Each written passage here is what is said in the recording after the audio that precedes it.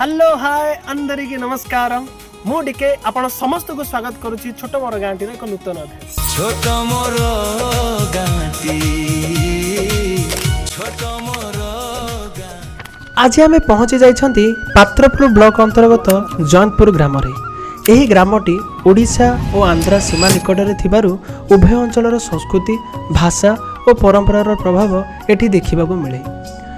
जयंतपुर एक ग्राम पंचायत होइतिबा जोगु एठारे पाखापाखि 4000 रु ऊर्ध्व लोक बसवास करती एवं एठारे 26टी साही अवस्थित अछि। ओडिया और तेलुगु संस्कृतिर मिलन एही ग्राम को एक स्वतंत्र परिचय प्रदान करिछि। एही ग्राम रे 10टी बा ताठर अधिक मंदिर अवस्थान अछि। एही ग्रामर इतिहास कहिबाकू कले बहु पुरातन समय चिकिटी राजा शासन अधीन यही अंचल रही आसी अछि।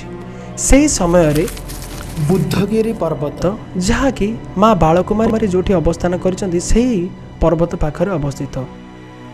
सेही बुद्धगिरी कोंडा नामक पर्वत रे माँकर 7 भौणी बसवास करुथिले एवं सेमाने हेले माँ पश्चिमेश्वरी, माँ बालकुमारी, माँ सिद्ध भैरवी, माँ कुठारी चंडी, माँ लिमेश्वरी, माँ फुलकाशुणी और माँ बांकेश्वरी। लोकों विश्वास अनुसार चिकिटी राजा यही 7 देवी को शगड़ जोगे शगड़े आनी यात्रा समय वर्तमान जयंतपुर अंचल में पहुँचवा पर माँ पश्चिमेश्वरी शगड़ हठात एटी भांगी जाइतिला एवं कहा जाए जे माँ का आगमन और स्थापनर यही शुभ घटना को स्मरण करी यही ग्रामर नाम जयंतपुर रखा जाइछि। अर्थात माँ जयाक यात्रा यही जगार अंत घटी जोगु यही ग्रामर नाम जयंतपुर बोली होइछि।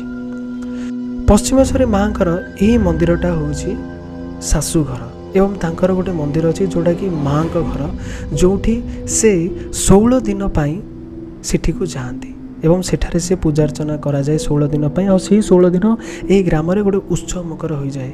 बहु आडंबर सहित माँ जाइछंती तांको माँ का घर एवं सेठारे 16 दिन रही थांती और यही जगहटा जो जगहटा माँ आसी 16 दिन एठारे बसवास करती और प्रायतः सेटा नवरात्रि समय से माँ एठी 16 दिन आसती और रुहंती। तो वर्तमान आमर पाखरे माँ पश्चिमेश्वरी मंदिर पूजारी अच्छा और सहित आम कथा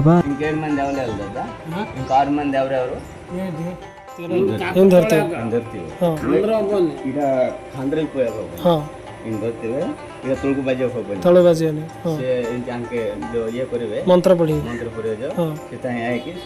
से पढ़िया आपणकर पढ़िया पढ़ले 3 थर पढ़ियार अच्छे जदि 3 थर पढ़ले देन माँ से फूलटा ही धरिक दिया ना बड़ बड़ रही तार जीवना के फल जीवन फल तार काउर पहले जो जाई जो हां हां हां तो भूगर आगो होबनी किछि हबन द नवरात्रि होछ सबसे बड़ा पूजा एठर नै नवरात्रि समय 16 दिन होबो हां 16 दिन का पूरा गांव उत्सव मुखर हो जाय एथरे नै पूरा उज्जवल थिबो तापले कोन बोलले तमे लास्ट गोल पाइयो बोलले पूरा भीड़ थाई गिरी पूरा गोली तुम देख पाइ हमर फर्स्ट 4 दिन की नाटा चाता पर आसी भाई धन्यवाद भाई इतने सारा इन्फॉर्मेशन दारू बहुत जानियो पड़े। हां निश्चय निश्चय गुप्तेश्वर मंदिर हां हमने 2 मनुष्य तळगु जीव ना हमको लिंग बुझी ओ 2 मनुष्य तळगु जीव माने 2 मनुष्य हां तळगु गला पानी पानी अछि ना पानी ना अछि ना मंदिर अछि हां हां सेडी तुम जीव ना तळगु गला पर तुमको दुसी मंदिर देखियो पूरा महापुर देखा छी।